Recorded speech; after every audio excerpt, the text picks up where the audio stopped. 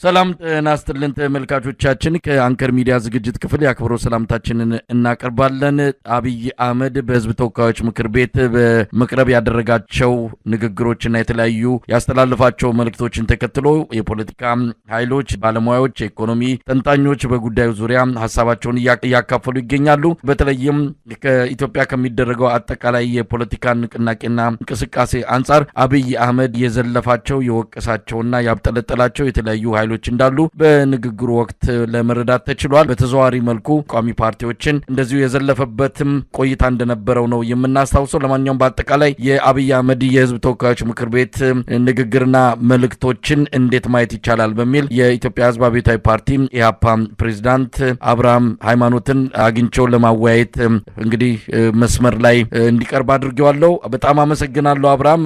የአብይ አህመድን አጠቃላይ የፓርላማ ቆይታ የተመለከተ እንደዚሁ ውይይት ነው የምናደርገው። የማስቀደም በቀጥታ እናንተን የተመለከተ ነው ማለት በሚቻል መልኩ ስም ባይጠቅስም እንደዚሁ ተናገረበት ሁኔታ ነው ያለው። ግን ጠቅለል ባለ መልኩ የትላንትናውን የማክሰኞ ቀኑን የፓርላማ ውሎ እንዴት ነው እንደ አንድ የፖለቲካ ፓርቲ እንደ ኢህአፓም ሆነ እንደ አንድ የፖለቲካ ፓርቲ መሪ የተከታተልከው? በጣም አመሰግናለሁ። በትናንትናው ዕለት የፓርላማ ውሎውን በሚገባ ተከታትያለሁ። በዚህ በተለይ አዲሱ ዓመት የተለየ ነገር ጠብቄ ነበር።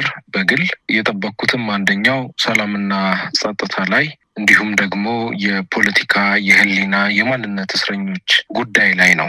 ያለምንም ቅድመ ሁኔታ እስረኞች ይፈታሉ፣ ራሳቸውንና ስህተታቸውን አምነው በተወሰነ መልክም ቢሆን ለህዝብ ክብር ሰጥተው ይመጣሉ የሚል ምኞት ነበረኝ። በተለይ የፖለቲካ እስረኞች የፓርላማ አባሉ አቶ ክርስቲያን ታደለ፣ ዮሐንስ ቦያለው፣ ጋዜጠኛ መስከረም ማአት የማንነት እስረኞች አሉ።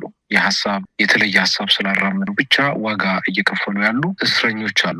እነርሱ መፈታት አለባቸው። ሌላው በአማራ ክልል በኦሮሚያ እየተካሄደ ያለው ጦርነት ንጹሐን እልቂት እያስከተለ ያለ ብዙ ዋጋ ህዝብ እንደ ህዝብ እየከፈለበት ያለ ጉዳይ ነው። ይሄም ያለምንም ቅድመ ሁኔታ በድርድር በገለልተኛ አካል የሚያልቅበትን የመንግስት አቅጣጫ እንሰማለን ብዬ ጠብቄ ነበረ። ሆኖም በዚህ ውሎ ላይ ያገኘሁት ግጭቱ ተራ የሽፍቶች ግጭት ነው፣ ሽፍቶች ናቸው የሚልና ነገሩን ማቅለል ሁኔታውን ብዙ የንጹሐንን እልቂት ያስከተለ ሳይሆን የሚመስለው እንዲሁ የተለምዶ በኢትዮጵያ ታሪክ ውስጥ ሽፍታ የሚባል ነገር የሚታወቅ አይነት ነገር እንደሆነ አድርገው አቅርበውታል እና በዚህም በጣም እንደ ድርጅት አዝነናል። በጣም የብልጽግና ፓርቲ ለመለወጥ ራሱን ለማሻሻል ለመገምገም ዝግጁ እንዳልሆነ ይሄ ስርዓት በሰላማዊ ትግል መለወጥ መቀየር እንዳለበት ነው የተረዳነው። ከመቼውም ጊዜ በላይ ኢህአፓዎች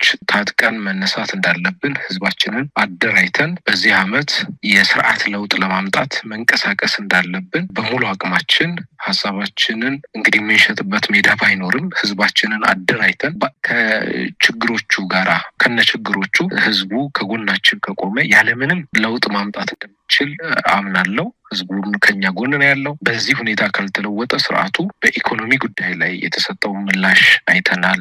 የማይጨበጥ የማይያዝ ህዝቡ ያለበትን ችግር በሚገባ ያልተረዳ ወይም ያልተረዳ የሚመስል ሌላ ምናባዊ ዓለም የፈጠረ ሪፖርት ነው ስንሰማ።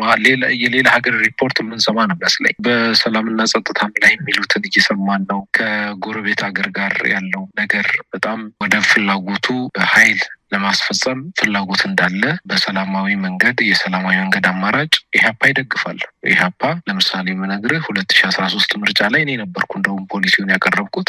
አሰብ የኛ ነው ብለን እናምናለን። ግን በሰላማዊ መንገድ በዲፕሎማሲ የተለያዩ ዓለም አቀፍ ህጎችን በተከተለ መልክ ነው አሰብን የኛ ለማድረግ ያለን ፕሮግራምና እቅድ። ነገር ግን ብልጽግና ፓርቲ በአሰብ ጉዳይ ላይም በቀጥታ ጦርነት ለመክፈት እየተንቀሳቀሰ እንደሆነ ነው የምናየው። በእርግጥ ዶክተር ደሳለኝ ጫኔ እንዳሉት ብዙ ቦታ 6 ቦታ ድስት ጥዳ ሳታማስለው እንዲያሩ እንደምታረግ ገልቱ ሴት አይነት አካሄድ ብልጽግና እየተከተለ እንደሆነ ተናግረውታል። ያው በትክክል እኔም የምደግፈው ሀሳብ ነው። በተለያዩ አጀንዳ ማስቀየሪያ የሚመስሉ ነገሮችን ይጠቀማል። ነገር ግን እዚህ ግባ የሚባል የሚጨበጥ ስራ እንደው የብልጽግና ፓርቲ በ7 ዓመት ውስጥ ለኢትዮጵያ ይሄን ሰራ የምትለው ነገር የለም። ያለው ብቸኛ ነገር እንግዲህ ሁሉንም ነገር ከሰላማዊ አማራጭ ይልቅ በጉልበት ሲፈታ ለመፍታት ሲሞክር የፈታው ነገር የለም። ለመፍታት ሲሞክር የጉልበት አማራጮችን ሲጠቀም ሁሌም ያለውን እውነት ሲክድ ነው ስርዓቱ የሚስተዋለው እና በዚህ ሁኔታ ውስጥ ነው የትናንትናውን የሰማሁት። አንዳችም ለህዝብ ይጠቅማል የሚባል ነገር አላገኘሁበትም። ተስፋ ሰጪ ነገርም አላገኘሁበትም። ምርጫውንም በተመለከተ እንደ ምሳሌ በጠቅሰው ምናልባት ወደዛ መጣለው ከምርጫው ጋር በተያያዘ ነው እንግዲህ እናንተንም ለመወረፍ አብይ አህመድ ብዙ ርቀት የሄደው። በአጠቃላይ የትናንትናው የፓርላማ ቆይታው እኛ ፍጹም ልክ ነን፣ ሌላው አካል ግን ፍጹም ስህተት ነው የሚል ነው። እኛ ጋር ነጥብ እንኳን በስህተት የሚቆጠር የለም፣ ሌላው ግን ስህተት በስህተት አንድ መልካም ነገር የለውም የሚል ፍጹም ጀብደኝነት፣ ፍጹም ሀቀኝነት የጎደለው በጣም አሳፋሪ የፓርላማ ቆይታ መሆኑን ከተለያዩ ባለሙያዎች ጋር ከፖለቲካውም ከኢኮኖሚውም በተለያዩ ዘርፎች ከተሰማሩ ኢትዮጵያውያን ጋር ባደረግኩት ቆይታ የተረዳሁት ነገር አንዳንድ ነገሮችን እናንሳ። ምናልባት አብይ አህመድ ህዝብ ብዙ ጥያቄ አለው። የደሞዝ ጥያቄ አለ። የደሞዝ ጥያቄው ከመከላከያ ሰራዊቱ፣ ከፓርላማው፣ ከራሱ ከጤና ባለሙያው የኢትዮጵያ ህዝብ ከደሞዝ ጋር በተያያዘም ጭማሪው እንኳን አልተደረገለትም። የመስከረም ወር ደሞዝ ጭማሪ ይደረጋል ተብሎ ላማለኝ በሰማይ ከተነገረው እንግዲህ 1 ወር ያለፈን ያለው ያንን እንኳን መፈጸም ያልቻለ አገዛዝ ነው። ደሞዝ መክፈል ያልቻለ አገዛዝ ነው። ነገር ግን ሁሉም ነገር ተጠያቂ ሌላው አካል እና አብይ አህመድ ግን ስለ ብልጽግና እየሰሩ ብልጽግናን ሊጨብጡ ከጫፍ እንደደረሱ አድርገው እየገለጹ ነው። መንግስትና ህዝብ በዚህ ደረጃ ሆድና ጀርባ ጫፍና ጫፍ ሲሆኑ ምን ማለት ይቻላል? እዚህ ላይ ክፍተቱን መድፈን ያለባችሁ እናንተ የተቃዋሚ ፓርቲ አባላት ወይም ደግሞ የተቃዋሚ ፓርቲ ወገን ላይ ያላችሁ እንደሆናችሁ ይታመናል። ግን እንደምትሉትም የሚያጫውት ሜዳ ነፃነቱም ስለሌለም እንደ ልባችሁ ልትንቀሳቀሱ አልቻላችሁ። ግን ህዝብና መንግስት በዚህ ደረጃ ሆድና ጀርባ የሆኑበትን ሁኔታ እንዴት ነው የምትመለከቱ? በጣም አመሰግናለሁ። በአሁኑ ሰዓት የኢትዮጵያ ህዝብ የብልጽግና መንግስትን ሙሉ በሙሉ ማለት እችላለሁ አባላቶቹ ጭምር አይደግፉትም፣ አይቀበሉትም፣ አካሄዱንም አይቀበሉም። እኛ የምናገኛቸው አንዳንድ ትልልቅ አመራር ደረጃ ላይ ደረሱ ጭምር ውስጣቸውን ሲናገሩ የውስጣቸውን ሲናገሩ እንሰማለን። ስለዚህ አሁን ባለው ሁኔታ እንኳን 14 ሚሊዮን አባልና ደጋፊ ሊኖረው ይቅርና በእርግጠኝነት እንደው ቪኤትና ልዩ ውድ ቤት ምቾት ላይ ያሉ ካልሆኑ በስተቀር ያሉ ካድሬዎች ካልሆኑ በስተቀር ወይም ደግሞ ሌላ በሙስና የደለቡ ካድሬዎች ካልሆኑ በስተቀር የብልጽግና ፓርቲ የራሱንም አባላት ሰራቸው ስህተቶች አጥቷል። ስለዚህ ሙሉ ድጋፍ የተቃዋሚ ፓርቲዎች አለን፣ ከፍተኛ ድጋፍ አለን። አሁን ትናንት እንደው እውነት በጣም ካስገረመኝ ነገር አንዱ እርግጠኛ ሆኜ እናገራለሁ፣ ፓርላማው በአዳዲስ የፓርላማ ሰዎች ከተቃዋሚዎችም የተውጣጣ ይሆናል፣ በዚህ መንገድ አናገኘውም፣ አሳታፊ ይሆናል ሲሉ ሰምቻለሁ። ይሄ ምንድን ነው የሚያሳየው? እንግዲህ እኛ ይሄ ሁሉ የህዝብ ድጋፍ እያለን ይሄ ሁሉ የብልጽግና ስህተት እያለ የተሻለ ሀሳብ እያለን እንግዲህ ብልጽግናን ያለ ጥርጥር ተኛ ሜዳ ካለ 99% እናሸንፈዋል። 99%። ስለዚህ ይሄ ብልጽግናው መሪ ግን የሚፈልጉት እኛን ጥቂት ወንበር ማሰጠት ልክ በእሳቸው እንደሚያሰጡ የእሳቸው ስጦታ እንደሆነ ህዝብ በራሱ ድምጽ የሚወስነው እንዳልሆነ እና እርግጠኛ ናቸው መንግስት እንደሚሆኑ ቀጣይም ብልጽግና እንደሚያሸንፍ። ይሄ አሁኑን ምርጫ ውጤት ያሳየናል። ምንድነው ብልጽግና እያቀደ ያለው የሚለው እንግዲህ አምልጧቸውም ሊሆን ይችላል። ይሄን ያሉት መባልም የነበረበት ብልጽግና ላያሸንፍ ወይም ላያሸንፍ ይችላል ነው እንደው መባልም የነበረበት እንጂ ተቃዋሚዎች ወንበር ያገኛሉ ጥቂት ወንበር ምናምን ሲሉ የሚያሳየው ያው ግልጽ ነው ውጤቱ። ሆኖም በጣም አስገራሚ ነገር ነው ከወዲሁ እንደዚህ አይነት መግለጫ መስጠት፣ ከወዲሁ ውጤቱ መናገር ምን አይነት ድንቁርና ነው? በዚህ ደረጃ አብይ አህመድ በእርግጥ ያው ብዙ ጊዜ ስለሱ የሚባለውን ነገር እንሰማለን። እንደ ቲኔጀር ራሱን አይምሮ ያልበሰለ በአሁን ሰዓት ቲኔጀር የሚባሉት ስንት ነገር በፈጠራም ሆነ በተለያየ መልኩ ብዙ ነገር ማድረግ የሚችሉ እንደሆነ ይታወቃል። በዛ ደረጃ እንኳን የአይምሮ ጥንካሬ ብስለት የጎደለው መሆኑ ምርጫው ሳይካሄድ ትንሽ ወንበር ታገኛላችሁ ማለት ምን የሚሉት ነገር ነው? እንደው በዚህ ደረጃ ለመግለጽ የደፈረበት ድንቁርና ብሎ ከመውሰድ ሌላ ምን ቃል ይገኝለታል? እንግዲህ ይሄ ምንድን ነው ምርጫው ውጤት ከወዲሁ መናገር ተገቢ አይደለም፣ አይታወቅም። ምክንያቱም ህዝብ ነው የሚያውቀው ውጤቱ ያለ ጥርጥር እውነተኛ ምርጫ ከተካሄደ የብልጽግና ፓርቲ ይሸንፋል። በምንም ታምር ለመንግስትነት አይደለም አንድ የፓርላማ ወንበር አያገኝም የብልጽግና ፓርቲ በእርግጠኝነት። እኛ ጠንካራ ባንሆን እንኳን ነው የምናገረው እና ህዝብ በዚህ ደረጃ እኛ እንግዲህ ከህዝብ ጋር ነው የምንኖረው ህዝቡ መሮታል፣ በኑሮ ውድነት መሮታል፣ በሰላም እጦት መሮታል። በአጠቃላይ በእነርሱ የማይጨበጥ ከንቱ ውሸት አዘል ወሬ ተሰራጭቷል ህዝቡ። ይሄ ህዝብ በዚህ ሁኔታ ውስጥ ሆኖ ብልጽግናን ይመርጣል ማለት ተረት ተረት ነው። ስለዚህ ብልጽግና በራሱ ስህተት ባለፉት 7 ዓመታቶች ስህተቶች በራሱ ከህዝብ ተተፍቶ የተተወ ድርጅት ነው። የኢትዮጵያ ህዝብ በጣም ሰላም ወዳድና ነገሮችም አስተዋይ ስለሆነ ጊዜ የሚጠብቅ ስለሆነ ጊዜ እየጠበቀ ይኸው 5 ዓመቱ ደርሷል። ስለዚህ እኛ አሁን የምንፈልገው እውነተኛ ሜዳ ነው የምንፈልገው። ጦርነቱ እንዲቆም ነው የምንፈልገው። ጦርነት እንዲቆም የምንፈልገው ደግሞ ጦርነት ቆሞ ሰላም ሆኖ ነው ምርጫ በደንብ ደማቅ የሚሆነው። ስለዚህ እኛ ምርጫ እንፈልጋለን፣ እንገባለን ምርጫ። ያ ማለት ግን የምንገባው አስቻይ ሁኔታዎች ሲኖሩ ነው። ሂደት ውስጥም ሆነ እኮ ምቹ ሁኔታ ከሌለ አሁን እኛ እዛ ውስጥ ነን፣ ሙሉ አልወጣንም። ነገር ግን ሁኔታዎች ሙሉ በሙሉ ከሆኑ እንወጣለን በይፋ እና በእንደዚህ መንገድ እየታፈንን ከፈለጉ ጥርግ ብለው የሄዱ ቃል በቃል የተናገሩትን ለመናገር ያህል ስላልተዘጋጁ በዚህ ምክንያት ሱፋቸውን ስላላስተኮሱ ምርጫ መደረግ የለበትም ይላሉ። 30 ዓመት ሙሉ የኢትዮጵያ ፖለቲካ ውስጥ ሳይሳተፉ ቀርተው አመተን እንዲሳተፉ አድርገናቸው፣ እነርሱ ግን ሽግግር መንግስት ምርጫ አያስፈልግም መደረግ አይችልም 2 ሽፍቶች ስላሉ ኤርትራ የምትባልም በድንበር በኩል ውርውር ስለምትል ምርጫ መደረግ አይችልም ይላሉ። እነርሱ በመጡበት መንገድ ይሄዳሉ እንጂ ምርጫው ይደረጋል አሉ። እኛ ምናልባት አብርሃም እንደው በዚህ ዙሪያ ላይ አብይ አህመድ የተናገረውን ለተመልካቾችም ግልጽ እንዲሆን እንስማውና ያው ቀጥታም ስም ባይጠራም እናንተን እንደሆነ በግልጽ መረዳት ይቻላል። ለማንኛውም ምርጫን በተመለከተ የተናገረውን ሰምተን እንመለስ። ያለን አንዳንድ ፍላጎቶች አሉ። እንትን ቦታ ወረዳ ላይ 3 ሽፍታ ስላለ ምርጫ አይካሄድም፣ እዛ ቦታ ኤርትራ ምርጫ ባይደረግ እያለች ስለሆነ ምርጫ አይደረግም ምናምን ብሎ የሚያስቡ ሰዎች አሉ። ምርጫ ይደረጋል። ምርጫ ለማድረግ ደግሞ መንግስት በቂ አቅም አለው። ምርጫ እንደ ውይይት ነው፣ የፍላጎት ጉዳይ ነው። ሀሳብ አለኝ ፈልጋለሁ ያለ ሰው መሳተፍ ይችላል። እርግጠኛ ሆኜ የምነግራችሁ 6ኛው ሀገራዊ ምርጫ እስካሁን ከነበረ ምርጫ የተሻለ ነው። ድፍን ኢትዮጵያ ህዝብ ያውቀዋል። 7ኛው ደግሞ ይሻላል። ይሄ ምክር ቤትም አሁን ያለው መልክ አይኖረውም ብዬ ነው ያስባለሁ። ብዙ ድምጾች የሚገቡበት እንደሚሆን ተስፋ አደርጋለሁ። ያ ያስፈልጋል። ዴሞክራሲያዊ ምርጫ ማካሄድ አለብን። ሌላ ድምጽ ለመስማት ኦፕን መሆን አለብን። እንደ መንግስትም እንደ ፓርቲም አማራጭ ድምጾች የሌሉበት ምክር ቤት አይፈይድም፣ አይጠቅመንም። ያ እንደተጠበቀ ሆኖ እነሱ ሱፋቸው ስላልታጠበ ስላልተተኮሰ ምርጫ የሚቀር የሚታቸው ሰዎች ደግሞ ሞኞች ናቸው። እንደዛ አይደለም። ምርጫ ይካሄዳል እና ምርጫ ሳይደረግ ቀርቶ በማግስቱ ለየትሜት ያለ መንግስት የሽግግር መንግስት እንላለን ብለው የሚቃዡ ቅየታሞች አሉ። ግን እንደዛ አይደለም። ምርጫ ይካሄዳል። ጊዜ እንዳያመልጣችሁ ተዘጋጁና ተወዳደሩ። አብይ አህመድ ይህንን ነው በምክር ቤት ተናገረውና በጣም የሚያስገርም ነው። እንደዚህ ለመናገር የሚያስችል ቁመናና እንደው የስራ ውጤት ስኬት እንዳመጣ የሚያቆሱና በዙሪያ ያሉ ሰዎች ብቻ ነው። የኢትዮጵያ ሕዝብ ነጥብ ሰጥቶታል። እንዲህ አይነት መመካት ምናልባት በጦር ኃይሉ በደህንነቱ ካልሆነ በስተቀር በህዝብ ፍላጎትና በህዝብ ቅቡልነት ሊመጣ እንደማይችል ልቦናው ያውቀዋል። እንዳልኩም ከወዲሁ ውጤቱን እየተናገረ ነው ያለው።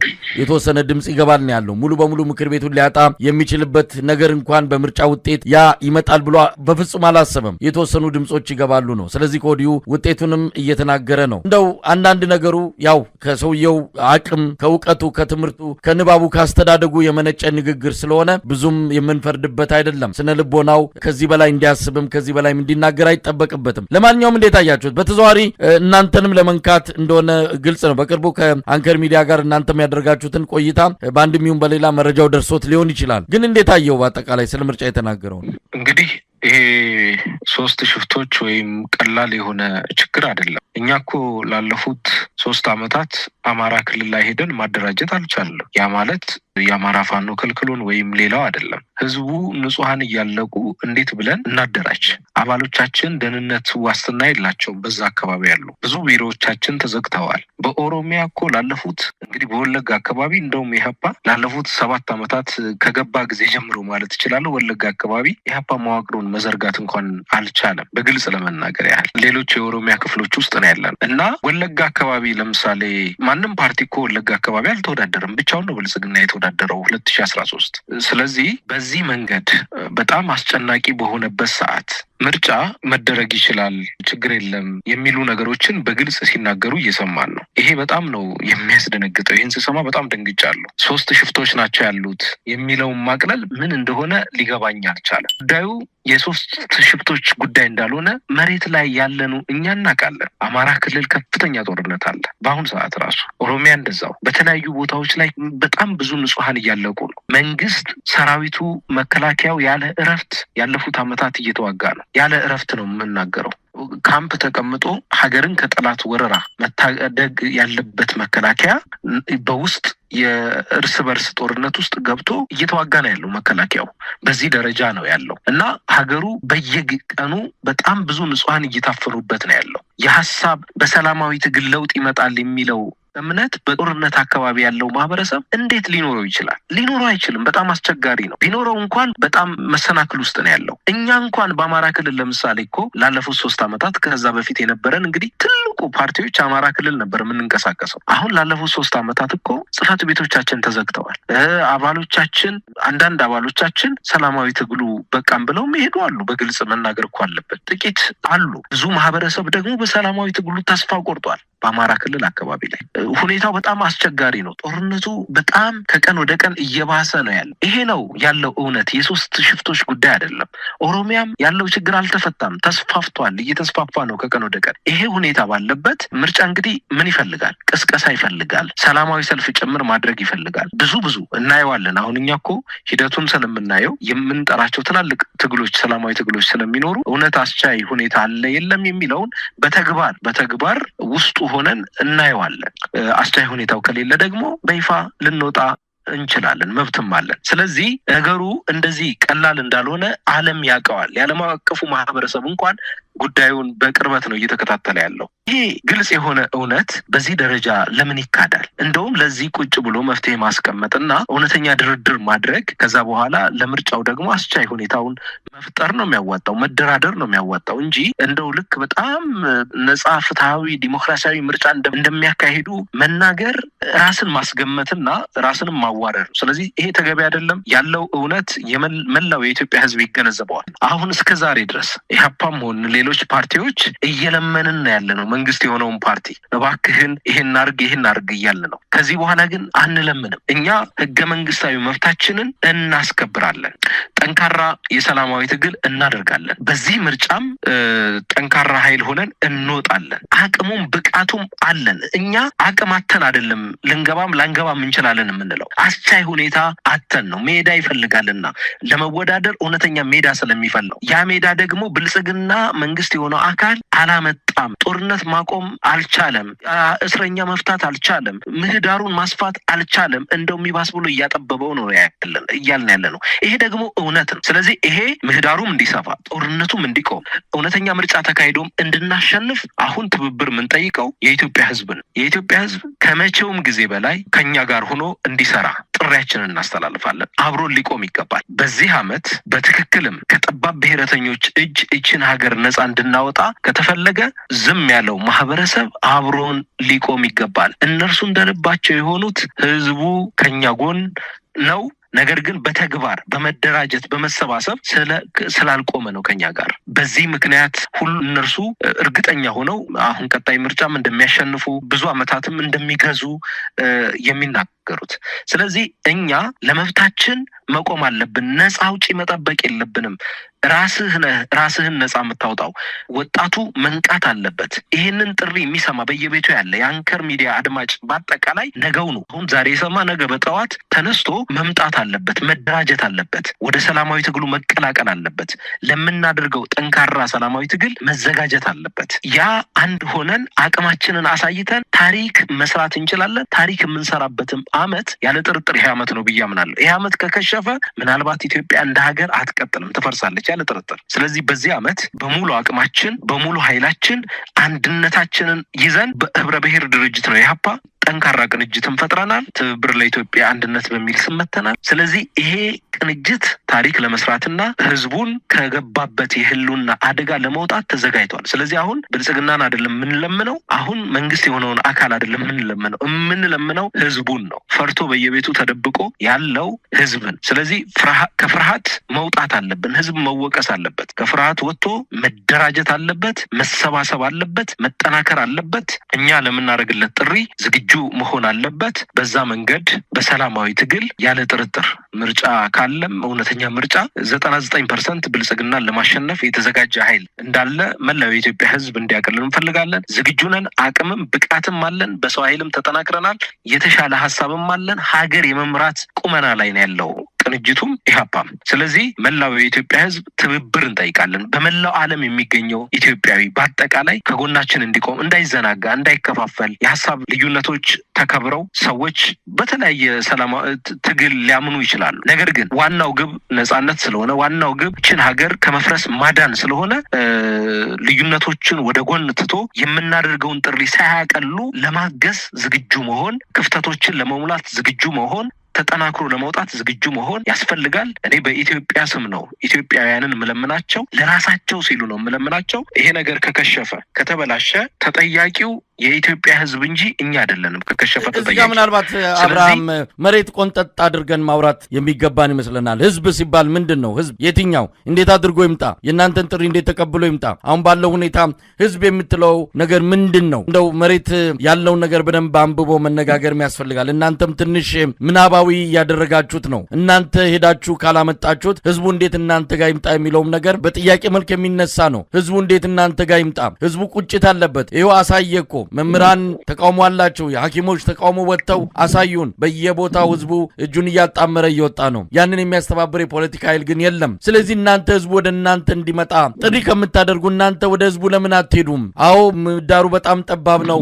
አፋኝ ስርዓት ነው። ከግራ ከቀኝም መላወሻ መንቀሳቀሻ ላይኖር ይችላል። ግን መስዋዕት ከፍላችሁ ይህን የተቆጣን ህዝብ ማደራጀት ካልቻላችሁ እንዴት ነው? አሁን ትንሽ የሚጨበጥ አልሆናለኝ። አሁን የምትናገረው ነገር ህዝብ ይምጣ እኛ አይደለንም ተጠያቂ ሲባል እንዴት ነው ህዝብ ተጠያቂ የሚሆነው? እናንተ ካላደረጃ የፖለቲካ ኃይሎች ካልጠራችሁ በምን መልኩ ነው ህዝብ ይምጣ ብላችሁ ኃላፊነቱን ከእናንተ አሻግራችሁ ወደ ህዝብ የምትወረውሩት? በጣም ጥሩ ጥያቄ ነው። ህዝብ ይምጣ ስንል አሁን ለምሳሌ ልንገርህ፣ ሜዳዎች አሉ እያልኩ አይደለም፣ አስቻይ ሁኔታ አለ እያልኩ አይደለም። ህዝቡ እኛ ስንመጣ እርሱ ደግሞ መምጣት አለበት። ለምሳሌ ህዳር 30 ቀን 2016 ዓ.ም ሰልፍ ጠራ። ሰልፍ ስንጠራ ህዝቡ ሆ ብሎ ተነሳ። አዲስ አበባ አካባቢ በጣም ደስ የሚል መነቃቃት ነበረ። ስርዓቱ ተጨነቀ። ብዙ ሰራዊት አፈሰሰ። ያው ከተማዋ እስክትጨነቅ ደረሰ። እኛም ታሰርን። ጥቂቶች ቆራጦች አንተን የመሰሉ ደግሞ ከጎናችን ተሰለፉ። አንዳንዶች ደግሞ ይባስ ብለው ከስርዓቱ በላይ አወገዙን። ትግል አደናቃፊ አድርገው ሳሉን። ስንመጣ ወደ እነርሱ ኑ ዋጋ ልንከፍል መተናል፣ ሰልፍ ጠርተናል፣ ታላቅ ሰላማዊ ሰልፍ። እዚህ ላይ ከሀገር ውጭ ያሉ እንኳን ፋኖን እንደግፋለን፣ ኦሮሞ ነጻነት ሰራዊት እንደግፋለን የሚሉ ወገኖች እኛን እንደ ጠላት አድርገው ቀጠቀጡን። በዚህ ጋር ብልጽግና አለ ጠላት አፍኖ በረሃ አዋሽ አርባ ወሰደን። ሰብአዊ መብታችንን ገፉ።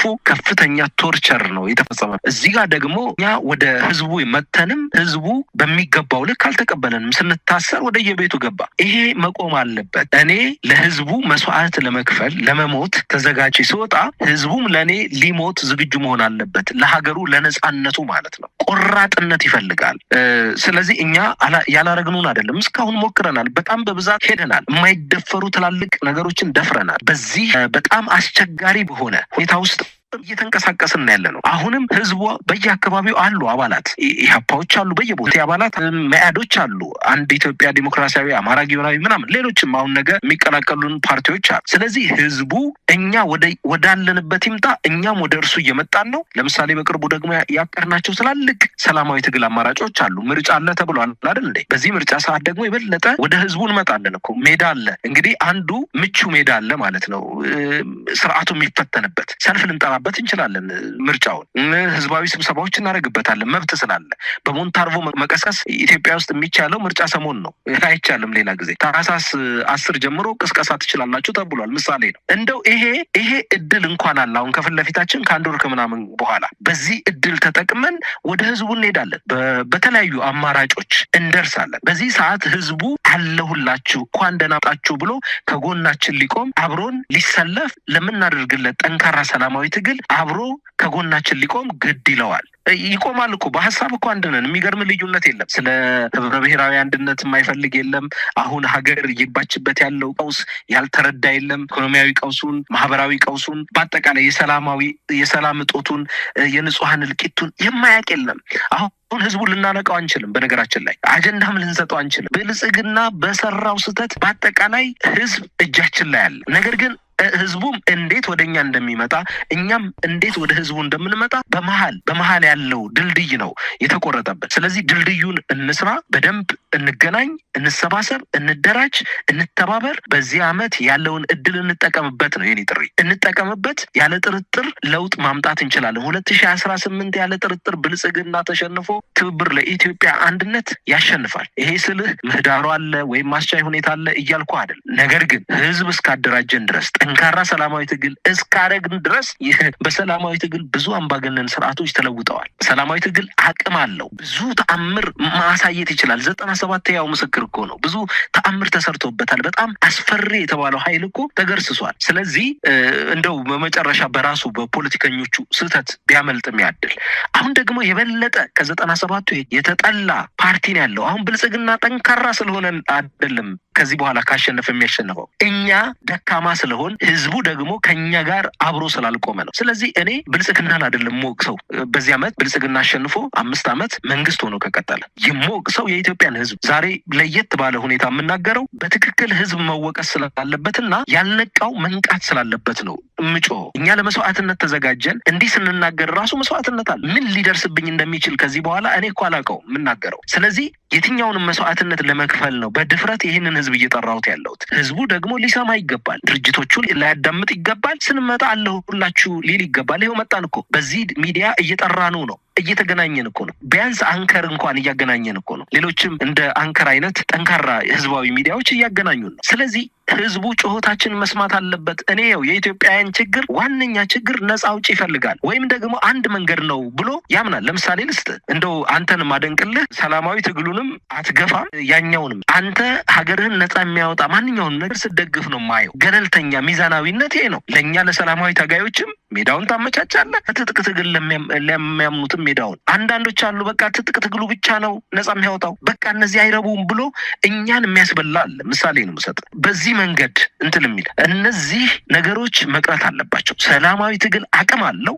ሰላማዊ ትግል ብዙ ለውጥ ማምጣት ይችላል። ይሄንን ሁሉም ሊያምንልን ይገባል። ከጎናችን ሊቆም ይገባል። ይሄን ስንል እኛ የማንኛውም ትግል አደናቃፊዎች አይደለንም። እኛ የራሳችን የሰላማዊ ትግል አማራጭ ያዋጣል ብለን አምነን በእምነታችን መስዋዕትነት የምንከፍል የራሳችን መርሆች ያለን ታጋዮች ነን። ስለዚህ ይህንን ማንነት አክብሮ ከጎናችን ሁሉም ኃይል ሊሰለፍ ይገባል። በሰላማዊ ትግል ምንም ተስፋ መቁረጥ አያስፈልግም። አልተሞከረም። ኢትዮጵያ ውስጥ ምንም አላረግንም እስካሁን ድረስ። በነጻነት እንደ ልባቸው እንዲሆኑ ያደረግነው እኛው ነን። እኛ ስላልተጠናከር፣ እኛ ለነጻነታችን ስላልቆምን፣ እኛ ፓርቲዎችን ጭምር ቆራጦች ስላልሆን ዝም ብለን የፓርቲ ፕሬዚዳንት፣ የፓርቲ አባል፣ የፓርቲ ምናምን ፖለቲከኛ እየተባል ትናንሽ ትግሎችን እያደረግን ስሙን ብቻ ይዘን መኖር ስለምንፈልግ ነው። ቁርጠኝነት ያስፈልጋል። ያለ መስዋዕትነት ነጻነት፣ ያለ ቆራጥነት ነጻነት አይገኝም። ነጻነት ዝም ብሎ ቤት ላይ በማውራት ቁጭ ብሎ በመተቸት በመሳደብ በማጣጣት ተስፋ አስቆራጭ ነገሮች በመናገር አይደለም። ተስፋ በሌለበት ውስጥም ተስፋ የሚያጭር ነገር በማድረግ። ስለዚህ እኛ ተስፋ ነን። ለኢትዮጵያውያን አለን፣ ለመስዋዕትነት አለን፣